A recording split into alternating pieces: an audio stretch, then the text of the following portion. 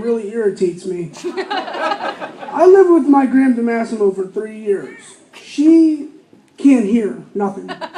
She can, but she hears what she wants. I had to repeat myself a lot.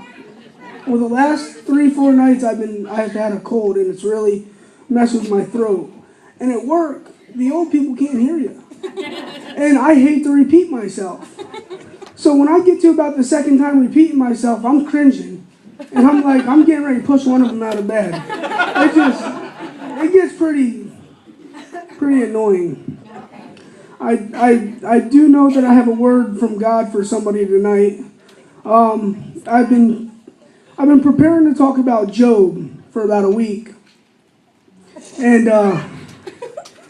And today I got up around 4 o'clock and I started to get ready and God just started dealing with me. And he took me to the 3 Hebrew boys, and that's what I'm going to start talking about tonight. If you want to turn your Bibles to Daniel chapter 3,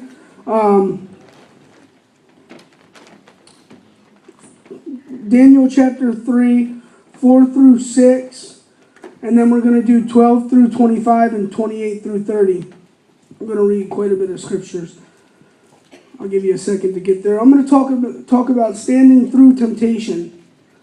That's the title, and I believe that's the word God wants to get across to somebody tonight.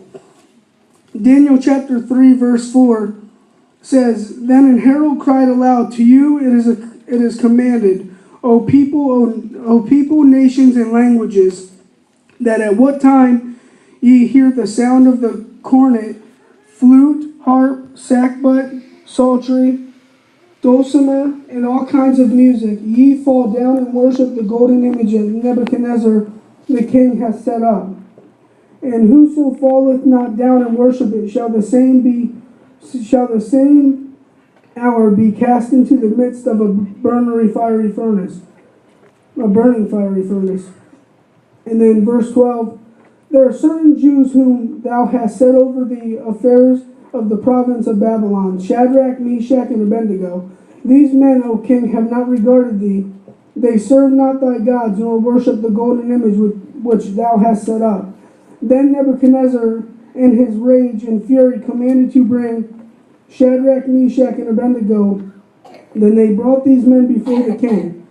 Nebuchadnezzar spake and said unto them, It is true, O Shadrach, Meshach, and Abednego, do not ye serve my gods, nor worship the golden image which I have set up?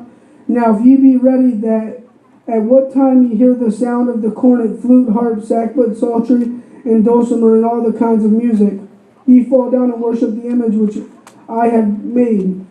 Well, but if ye worship not, ye shall be cast the same hour into the midst of a burning fiery furnace. And who is that God that shall deliver you out of my hands? Shadrach, Meshach, and Abednego answered and said to the king, O Nebuchadnezzar, we are not careful to answer thee in this matter.